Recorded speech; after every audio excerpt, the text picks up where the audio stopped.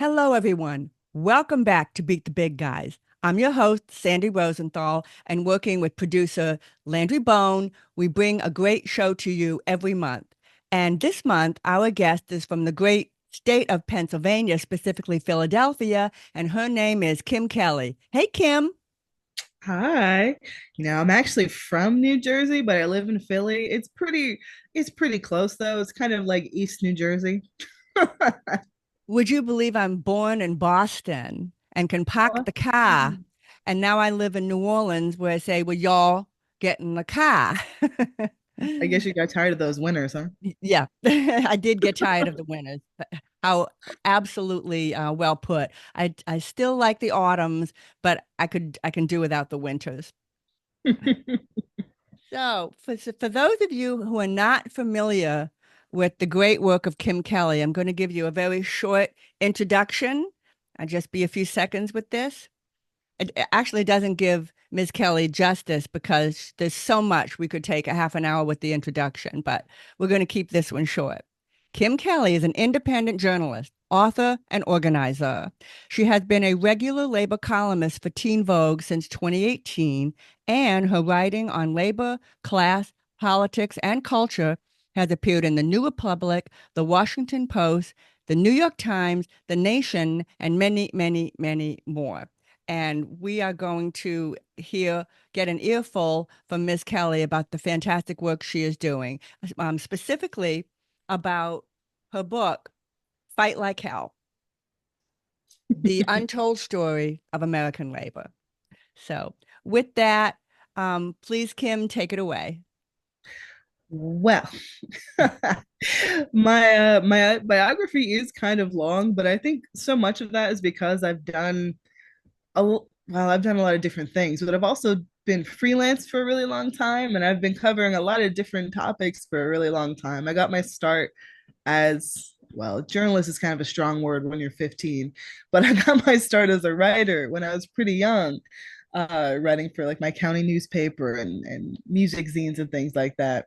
I actually spent most of my life as a music journalist, as a heavy metal guy. I mean, I'm still a heavy metal guy, but I made a little bit of a shift a few years ago. So back when I was working at Vice, which is, gosh, I think they're bankrupt or they're owned by the Saudis. Lord knows what's going on with them now. But I worked at Vice for about 5 years. And early on in my career there, about 2 weeks in, actually, a couple coworkers pulled me aside and said, "Hey, we're thinking about unionizing. What do you think about that?" And I was immediately just like, "Oh, thank God." Because I was the heavy metal editor. It was a fun job, but there's still issues. And I come from a very blue collar, working class union family in southern New Jersey. So I knew that unions were a good thing. I just never thought I would be able to experience those benefits because I wrote about death metal on the internet. I didn't think there was a local 666 that was going to come knocking on my door. But in a way, there was, or at least the Writers Guild of America East came knocking on our door and helped us organize and really changed kind of the trajectory of my whole career because I had sort of thought I would be a music journalist forever. And yeah, I still write about music, but really that experience of organizing and bargaining and really getting into the nitty gritty experience of forming a union, getting a contract, threatening strikes, dealing with your bosses one on one, that really piqued my interest in checking out something a little different. I started writing more labor stories and pitching more labor stories. And that's where the association with Teen Vogue came from. I started pitching them a few stories, and people kind of took notice because in 2017 or so, Teen Vogue wasn't necessarily writing that much about labor unions. It was a little bit more, lipstick. But they shifted, and I got to be a part of that shift. And by the time I got laid off in 2019, I had amassed enough of a little reputation as a fledgling labor reporter that I thought, you know what? Maybe I'll just try and make this work. Maybe I'll go freelance for a while. Maybe I'll see if I can be a labor reporter, something I hadn't even known existed until a few years before that. And it worked, I guess, because about a year later, I signed the contract for what became this book, Fight Like Hell, The Untold History of American Labor. And I got to build on a lot of the work I was doing with those Teen Vogue columns, where I really focused specifically, yeah, on women, but more specifically on marginalized workers, on people that tend to have their stories and their perspectives left out of the labor history I came across when I first started learning about it. Because, of course, I didn't have access to all the wonderful academic writing and research that folks in that sphere, uh, have available. And without them, of course, the work I do wouldn't exist. But I didn't have access to that. I just kind of stumbled across whatever I could because I was curious, and I felt a resonance there as a baby organizer. And I decided that I had this opportunity to write this book. I wanted to write something that was accessible and interesting and inclusive, and that didn't feel like homework, that didn't feel like, all right, here's the manual, or here's what you have to do, here's this big dry tome of instructions.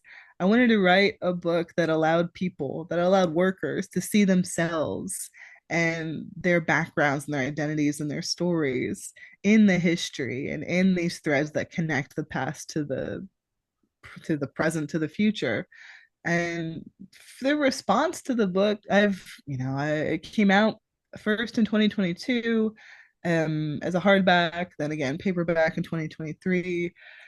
And I've been to, God, I don't even know how many cities. I guess, done book tours in 3 countries now. I've been all over the country here in the States. I've done multiple dates in the UK, and I just did a little mini book tour in Sweden last month. So people have responded. I I hope that I achieved what I set out to do. And now that the book's been out for a little while, I'm working on some new stuff. And of course, I'm still a labor report. I'm still freelance, so I still have homework. I still have deadlines. I just filed a piece last night, and I have another one due at the end of the week because no rest for the wicked isn't just a funny little slogan. Um, so yeah, uh, it's really not a career that I thought I would ever have. I never really thought it was possible. I didn't think you could be a freelance labor reporter and an author, as a working class kid like me. Like, I don't even have a college degree. I just Wow. really hard and I hustle and I'm good at talking to people. And it turns out that, and a whole bunch of empathy and a very, very, very deep love for reading a whole lot of books is sometimes all you need. Because I mean, so many of the people in my book, like, they weren't academics, they weren't trained, they were just people doing their best to try to make the world a little bit better. And I feel like I'm just hopefully a useful little part in that lineage. Absolutely. And would this be an all right place to ask you a few questions? Yeah, I feel like I spieled myself out. Not sure how long that was. No, that was just a perfect amount of time.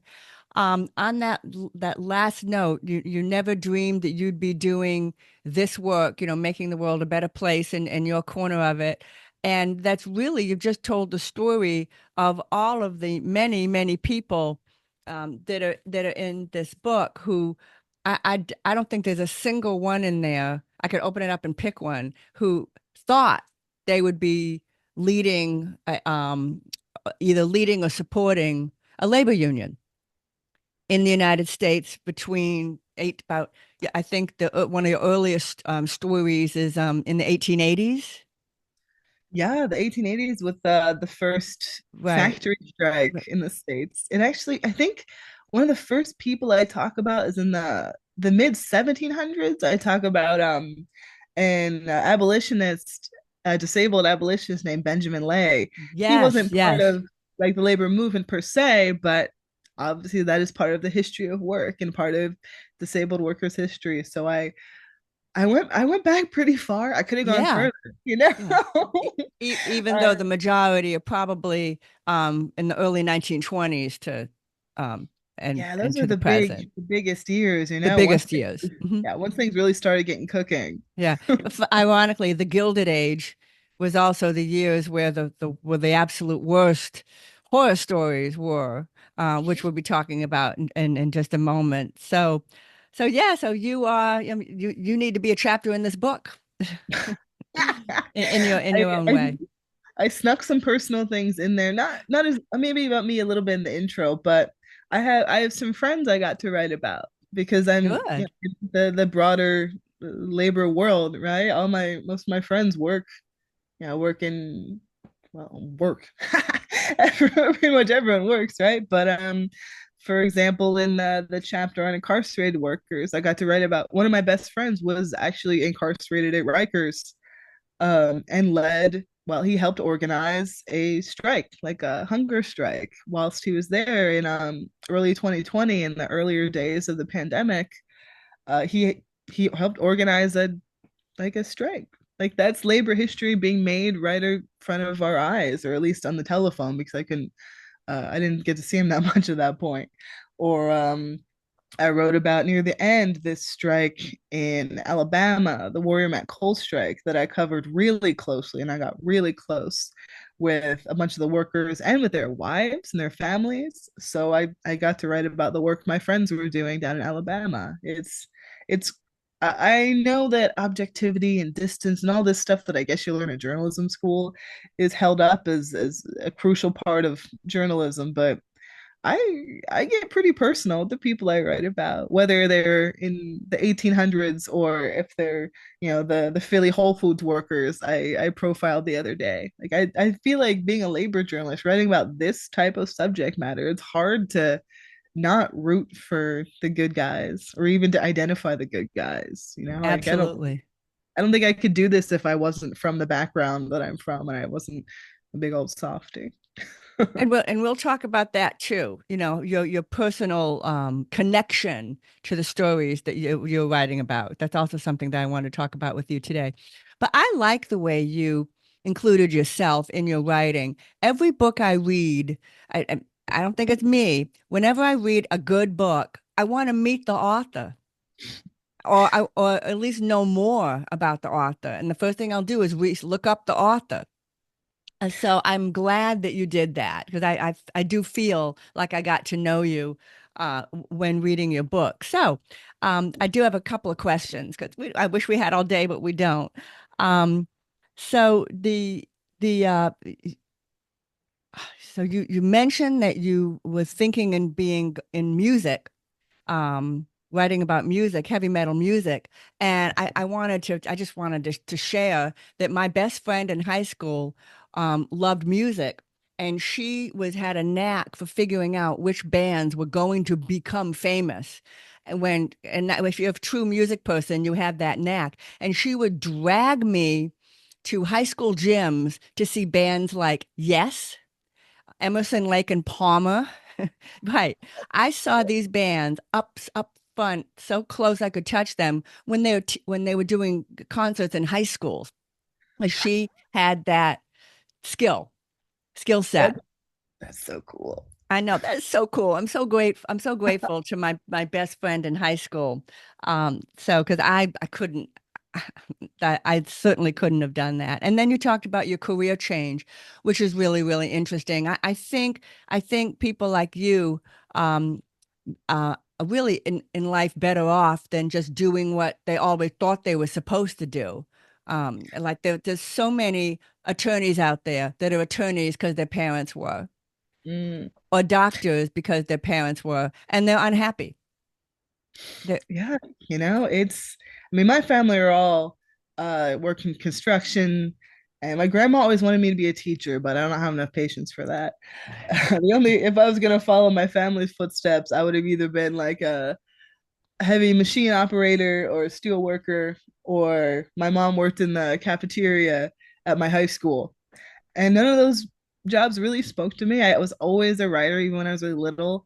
And my grandma taught me to read when I was really young, and she always encouraged me to surround myself with books. Our big dates, like grandma granddaughter dates, we would go on. We would is your go to the. grandma still living? I lost her this past year, but Oh, sorry. I did get to give her a copy of my book and show her. Oh, I wonderful. actually I dedicated the book to her and my grandpa because they're They're the reason I get to do any of this, you know? You sure did. Well, I'm so glad you were able to put the book in her hands, the actual Yeah, book in her hands, we have some little because pictures. we know that's a process from turning in from finishing your manuscript to getting it published and getting the book. So that's a very heartwarming story. And I also wanted to ask you, so you work for Teen Vogue, and so you're obviously an expert now about labor, whether you think you are or not, you are. So I have a question for you. Is it how many of the exploited, and that's a term you use often in your book, exploited, how people are exploited. What portion of the people in America through the years, this is a big question, do you feel may have been teens? Oh, that's it's really awful to think about that question right now Mm, too, because we're seeing this resurgence in not only acceptance, like political acceptance, but kind of encouragement of child labor, of teen labor, with what's happening in some of these Republican-led states, especially in the South. But I mean, one of the issues with our major labor laws, like the NLRA, like a lot of the New Deal legislation that forms the bedrock for our current suite of labor laws is that there were always carve outs. And a lot of those carve outs actually impacted teens and children, whether it's the fact that agricultural workers and domestic workers and kids, teens that work in family businesses, they don't have labor protections, federally speaking, mm, and they never have.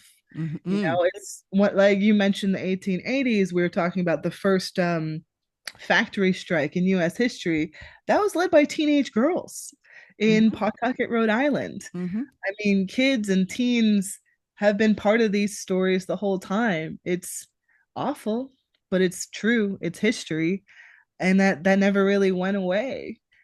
And I think just emphasizing in the book and in general in the work that I do that it is young people who mm, they are being exploited, they're losing their lives, they're mm. being injured, they're having their futures taken from them by this exploitative system.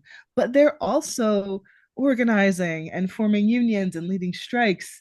I mean, one of the most, I think, inspiring labor stories in the past 2 years, the rise of the Starbucks Workers Union, those workers aren't necessarily teens, but they're pretty close. They're young 20 somethings, college Mhm. kids who revolutionized this sector of the labor market and are still going.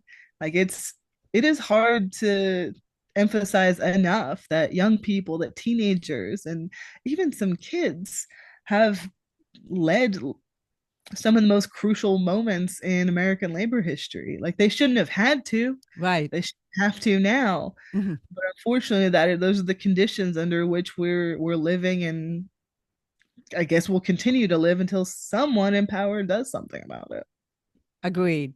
So, and I'd love to talk about the coal strike Hmm. in a moment too. But earlier in the book, you wrote about the Triangle Shirtwaist factory fire. Again, speaking about teens and very young people.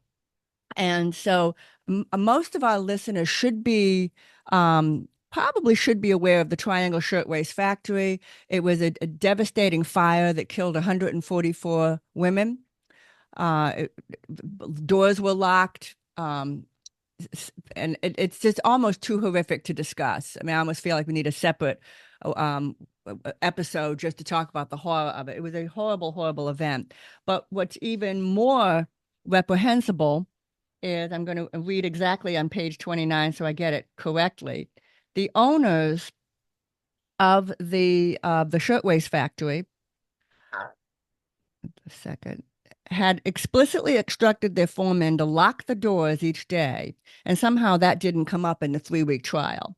The There was a trial, but they were absolved of any crime, and this is the really amazing part. The owners, Max Blank and what was it, something Harris, Isaac Hmm. Harris, collected insurance money for the burned building, raked in $60,000 more than the fire had cost them in damages, netting them $400 per victim. And in 1913, the pair reached a settlement with the victim's family, paying out 1 week's wages for each dead worker or $6 for each lost life. So the disaster itself is just the beginning of and there is a historic plaque at that site. Yeah, But it's the these NYU building now.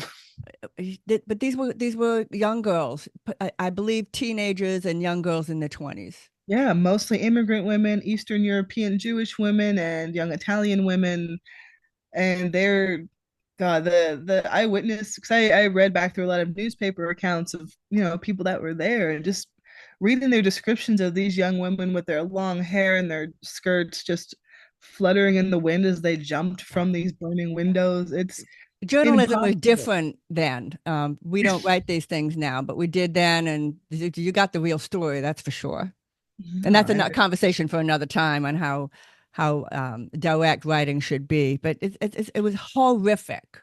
But as I pointed out, the story didn't end there. You also wrote about was particularly enamored or interested in Lucy Parsons. oh yeah, She she was devoted her wild. life to avenging her husband's death because he was part of a labor movement. And he was sentenced with 11 others to the gallows for his activism. And this was called the Haymarket Martyrs Movement.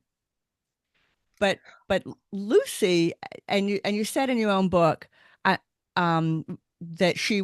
Well, I'll read a passage in your own words. But would you say it's fair to say that Lucy was difficult, I a don't know about difficult human being, difficult.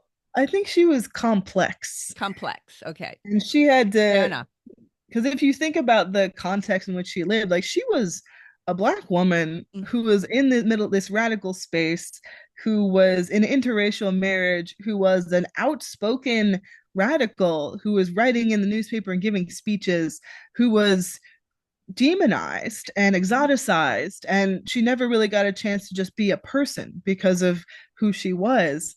And she made some decisions that I think are reprehensible. She made some that I think were really admirable. She was one of my favorite people to write about just because she Funny, is she's one of complicated. mine too. It's so funny. And like for She example, was I'm so going to share complicated. yeah, I'm going to share a passage in Ms. Kim's own words. Sorry, that's the Southern in me now. Uh, Her horrific treatment of her son, Albert Jr., whom she confined in a psychiatric institution after he expressed a desire to join the military, remains difficult to fathom.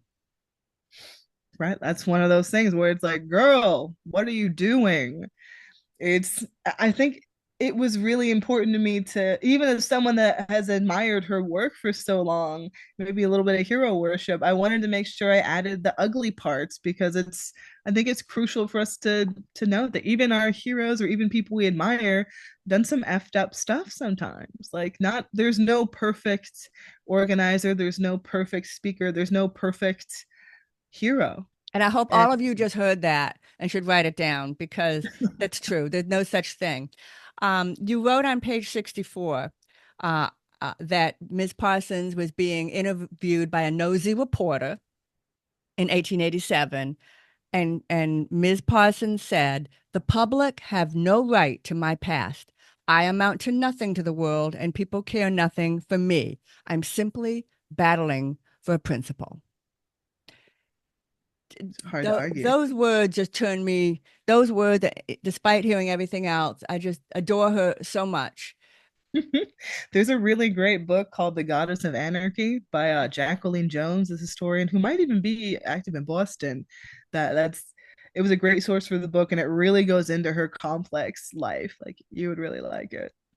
But let's if it's all right, can we talk about this just for a moment on why it may be important that she did that, and because I did it myself. I actually advocated for the people who lost everything in the flooding of Mm. 2005 when the levees broke, and I was at my first event that I organized a rally, and a reporter in front of a lot of people stuck a microphone in my face and said, "Ms. Rosenthal, did you flood?" And I refused to answer the question because I thought it was irrelevant. Well, I wasn't doing this for me. So I didn't answer the question, and he persisted. And I continued to not answer him. And finally, someone whispered in his ear and probably said, "Dude, she doesn't want to answer the question." And he left me alone. And of course, it is only a matter of time for anyone to do a little research, and they could find out that I didn't flood because of where I live. You knew someone, you find out where someone lives, you know whether they flood or not. But I felt like this wasn't about me, and I wasn't trying to protect myself so much as I was trying to stick to the issue. Your turn, Yeah. Kim. Yeah. Well, just the implication that the only way someone can care about an issue or a principle is if it impacts them directly. Like that's just ugly. I People. agree. And it's yeah, like when Lucy said that she wanted to take attention away from her as a person because she was so used to being written about in the press and a focal point when she was concerned about revolution. She was concerned about her family. She was concerned about workers. She didn't want people to pay as much attention to her. She wanted them to pay attention to the conditions she was fighting against. And I think that's something that maybe really striking or charismatic or just some kinds of leaders like there was something in the book too. Like there are some leaders in the movement that get a ton of attention, and some of them like lap it up. Some of them love it, but some are like, no, please, like ignore me. I'm just part of a movement. The movement is not me. It's all of us. And that's something that is so, I think, crucial to emphasize, especially in the context of labor, because it really is such a collective movement. There's not one great man, one great woman, one great person that deserves all the attention. It's all the work they do together. I And couldn't agree more. And there's also a flip side to this. So on the one hand, the leader or the catalyst, whatever you want to call that person, the one who got the ball rolling, if you will, it's not about him or her, their self. But then there's the other side of the coin, which these forces you're fighting who are trying to prevent you from doing the work you feel is important, they also, it's important to not look at them as individuals and to feel like you might be hurting their feelings or mm, offending them because it isn't about them. It's about the work that needs to be done. And it took me, I'm going to be honest with my listeners and you, Kim.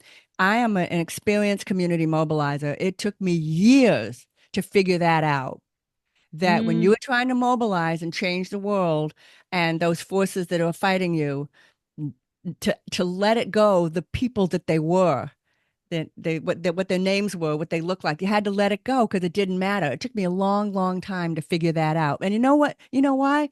Well, not why. What took me so long is the reason you can't think about it is if it wasn't them, it'd be someone else. If it wasn't Mary, it would be Martha or Greg.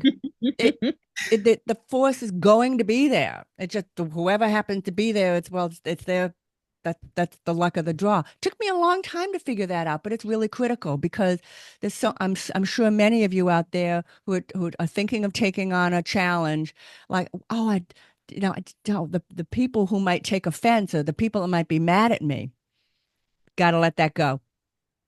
don't hate the player, hate the game. Yep. Got Gotta let it go. And because it really isn't personal. It really isn't. And if it is personal, well then there may be something wrong with the cause. But beat the big guys is about pursuing making the world a better place and beating the forces that are trying to stop you. Can I talk to you about the coal strike, which is really more toward the end of the book? Yeah, my So the boys. I recently found out that it turned up that up until very recently, these coal mines were being constructed improperly with a very, very high risk of collapsing. And a particular type of architect who actually used to work in the mines with his dad figured out how to build mines that they wouldn't collapse. I'm putting it very, very simply, obviously. He had to push and push to get his theories and his building tools actually accepted and used by the mining companies. And it just makes me so angry thinking about all the lives lost um, during the time period that he was being ignored, for his for his goals of making mining a safer place, a safer environment. This is the thing. Like throughout the history of coal mining in this country, it has been a battle of profits versus people in the way that the coal bosses, coal companies have framed it. There's so many improvements that could have been made that would have made the mine safer. I mean, the fact that we're currently in the midst of a resurgence of black lung in central Appalachia, which is a completely preventable disease. We know about the engineering controls and the safety precautions and just the different steps that could be taken that would eradicate that dust from the mines, that would protect these miners. The coal companies don't want to do it because it costs a little bit more money, it takes a little bit more time. And really, the fact that a disease that was so endemic in the 1800s is now a problem for guys I know in West Virginia, it's just beyond reprehensible. It just goes to show this long history of, again, exploitation in that industry, in that corner of the world, and Appalachia has been through it. And so much of it is just this extractive approach of people with money, people with backing, people that don't care about the workers or their families or the environment there, coming in, taking what they can, and then going home. I mean, the strike that I write about in the book, I mean, I write about a lot of strikes, but the ending strike, I guess, that I read about, the Warrior Met Coal strike, that is such a perfect example of that sort of situation. And this took place in Alabama, which is still part of Appalachia, at least sections of it, because it's, to do with the Appalachian mountain system. Um, these miners were working in this very old coal mine, incredibly deep, dangerous, full of methane. I met a young man right around when I first started reporting it who had his legs crushed down there. He uses a wheelchair now. He was in his early 20s. I mean, it's the same problems that these folks' grandfathers were experiencing are still the same things they had to deal with going to work every day in the 2020s. And they were going up against a Wall Street backed, venture capital backed company that was refusing to give them a decent union contract, give them a little bit of a raise, give them more time with their family, treat them decent. These are folks that spend 12-hour days in a 2,000 deep mine shaft full of rats and water and methane gas who are making the equivalent of like about $20 an hour to do that kind of work. They wanted a little bit more, they deserve a little bit more, and they spent 2 years fighting for that. And honestly, one of the things about that strike, besides all the time I invested in the personal relationships I built, that kind of stuck with me as I was finishing up writing the book, is that there wasn't a tidy resolution. There wasn't a big win or even necessarily the big crushing loss because it all got tied up in the courts. There's still legal wrangling that's happening back and forth, Mm-hmm. though the workers are still laboring without a contract. Like they didn't win, but it's complicated. It's a much more modern, I guess, resolution. Like no one pulled out dynamite, but a couple guys might have gotten felonies for picket line actions. It was just a really illustrative example of how the past and the present and the future of labor are all so deeply interconnected. And I really wanted to emphasize that this isn't even in Alabama and rural Alabama at a coal mine. It wasn't just a bunch of white guys in hard hats. It was like some of the most potent leaders of the strike. Like Mike was a black pastor with locks, and the women who created women's auxiliary, they're the reason they were able to last so long. Like it was nothing is ever just black and white, simple. It's always messy and heartbreaking and inspiring and just kind of all over the place because that's how humans are. And humans are the ones that are going to work and trying to make these changes for better, for worse. You can't give up because our ancestors didn't and our kids aren't going to. We just got to keep holding strong and ensure that our link in the chain isn't weak. That was so beautiful. If it's okay with you, I'd like to close with that. I love a full Okay. quote. I'm a journalist after all. I Usually I say, do you have any final words? But I think you just did it just so beautifully that I think we're going to go with it. Awesome. Thank you so much, Kim, Ms. Kim Kelly, for being on my show. And thank you, the listeners, for joining us today. I hope you like this episode. Be sure to like, subscribe, and rate the podcast on all of your favorite platforms. And remember, no matter who you are, you too can beat the big guys. Okay, stay with me, Kim. I'm just going to stop recording.